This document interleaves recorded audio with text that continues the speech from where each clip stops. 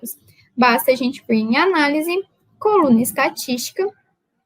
Aqui é interessante a gente avaliar o coeficiente de variação, valores de Skillsness e Kurtosis. Eu vou dar um OK. E o Prisma vai soltar aqui para a gente automaticamente esses parâmetros numéricos. Quais parâmetros, Patrícia? Eu acho interessante a gente avaliar valores de média e mediana, sempre lembrando que a gente compara dentro do mesmo grupo. Então, eu vou comparar aqui o meu valor de média com o meu valor da mediana. Estão próximos? 2.012, 2.091. Parece que sim. E aqui, com a superexpressão da enzima, 6.35, 5.40. Aqui já parece que está um pouquinho distante. Patrícia, mas não deu nem... Deu um, né? Deu uma unidade praticamente de diferença. Como que eu sei quando é próximo, quando que é distante? Pessoal, aí vai variar de acordo com os seus dados. Então, por exemplo, aqui a gente está falando de expressão gênica. Aqui a gente está falando de peso de... Expressão gênica não, desculpa. De peso do tecido. Observe, o tecido que a gente está avaliando é massa tumoral de camundongo. O peso é baixinho. Então, poucas variações aí, às vezes já pode afetar aqui. Então, como que vocês vão saber? Vocês vão saber de acordo com aquilo que vocês estão analisando. Por quê? Vocês já sabem com que vocês estão trabalhando. Então, por exemplo, quem trabalha aí com expressão de fator de transcrição, a gente sabe aí que quando a gente normaliza, né, faz o full change, normaliza, geralmente fica lá em torno de 1. Ou para mais de 1 ou para menos de 1. Alguns fatores de transcrição a partir do nosso endógeno, né? Do nosso fator de transcrição endógeno. Quando a gente tem, por exemplo, um aumento da transcrição de um determinado fator de transcrição, de 1 sobe para 2, para 3. Quando é muito, a gente realmente vê um pico, né? Mas fica por aí, de 1, 2, 3, ou então menos 1, menos 2, menos 3. Né, o desvio dependendo do fator de transcrição que vocês estão trabalhando. Então, a variação é pequena. Agora, quando a gente trabalha com níveis de glicose, né, a gente vai medir a glicemia do paciente. A gente sabe que um paciente com glicemia acima de 99, né, acima de 100, vamos arredondar, tem uma propensão a ser diabético, né? De 100 a 120 já é pré-diabético, acima de 120 o paciente já é diabético. Mas a gente, quando vai para a prática mesmo, pode chegar lá no laboratório paciente com glicemia de 300, paciente com glicemia de 400, o paciente já está com a glicemia lá em cima.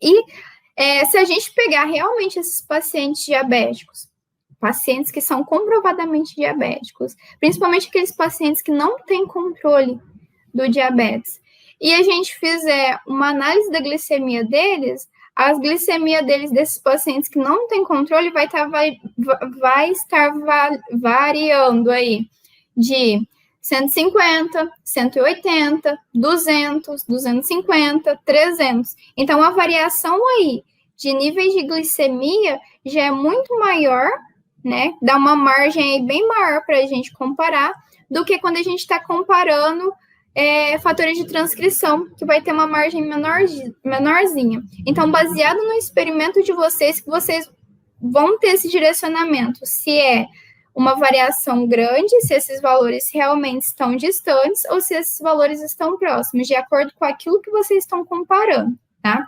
Ah, Patrícia, eu nunca fiz esse experimento. Procura na literatura se tem alguma coisa parecida, se você está trabalhando com fator de transcrição no baço, procura na literatura se você já viu esse fator de transcrição, mesmo que seja talvez em um órgão diferente, apesar que no baço a gente sabe que alguns fatores de transcrição são mais expressos, né? Mas procure em algum outro órgão próximo, ou então o pessoal que está trabalhando com a glicemia, né? A glicemia, a gente já tem aqueles parâmetros previamente estabelecidos. Então, tentem se informar pelo PubMed, por outras fontes, ou até mesmo para o pessoal do laboratório que já trabalha há mais tempo, como que costuma ser essa variação, para vocês conseguirem mensurar aí se esses valores de média e mediana estão próximos ou não, tá? Então, aqui parece que está próximo, aqui já parece que tem uma alteraçãozinha maior, né?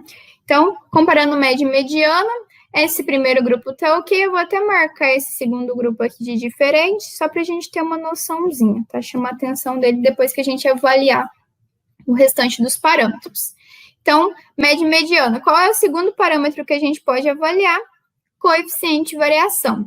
Então, o coeficiente de variação está relacionado com a homogeneidade ou não dos nossos dados. Um coeficiente de variação até 30% remete aí a uma homogeneidade dos nossos dados. Um coeficiente de variação acima de 30% já remete a uma alta dispersão dos nossos dados. Uma vez que os nossos dados apresentam uma alta dispersão, a nossa distribuição tende a apresentar um certo desvio, né? A nossa distribuição tende a apresentar uma distribuição não normal. Então, aqui, nesse primeiro grupo, o coeficiente de variação do acima de 30%. Então, aqui a gente já tem uma alta dispersão dos nossos dados, e aqui ele está na risca, né? Coeficiente de variação de 29,97, mas ainda ele está dentro desse range, né?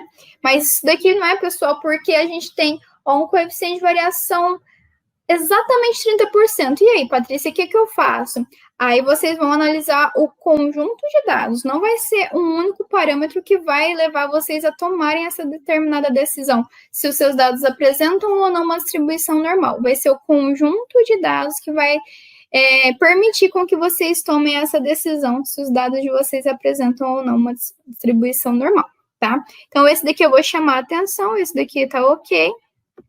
Terceiro parâmetro, valores de skewness. O skewness está relacionado com a assimetria ou a distorção dos seus dados, tá? Skewness é a tradução de assimetria.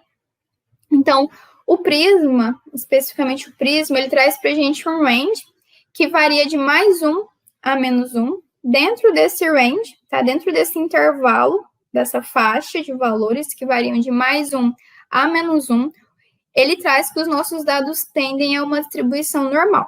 Acima de +1 ou abaixo de -1, os nossos dados tendem a apresentar aí uma alta dispersão, tá? Então, dentro dessa faixa, desse intervalo, desse range, que varia de +1 a -1, os nossos dados tendem a uma distribuição normal. Acima de +1 ou abaixo de -1, eles tendem a apresentar uma assimetria.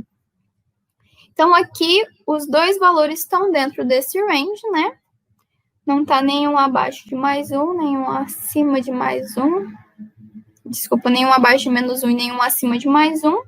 Então, aqui tende a apresentar uma distribuição normal. Eu vou colocar aqui de amarelinho. Próximo valor que a gente pode avaliar, curtose. Eu gosto sempre de comentar, né? Até 2014, a curtose estava relacionada com o pico da minha distribuição. A partir de 2014, foram realizadas uma série de simulações computacionais, simulações de Monte Carlo, para ser mais específica, em que eles viram que a curtose não estava relacionada propriamente dito com o pico da distribuição, e sim uma maior propensão ou não à presença de outliers. Então, quando eu tenho uma curtose positiva, eu tenho uma maior propensão à presença de outliers. Quando eu tenho uma curtose negativa, eu tenho uma menor propensão à presença de outliers, e quando eu tenho uma curtose igual a 0, os meus dados tendem a uma distribuição normal. Observem que eu falo uma maior propensão ou uma menor propensão à presença de outliers. Não é necessariamente porque a minha curtose é positiva que haverão outliers na minha amostra, tá? Não necessariamente, mas pode ser que exista, tá? É uma maior propensão, não é obrigatoriamente que, porque eu tenho uma curtose positiva, que haverá outliers na minha amostra. Então, aqui, a gente tem curtose negativa, ela está bem distante de 0, né? Então, aqui, a gente tem uma menor propensão à presença de outliers.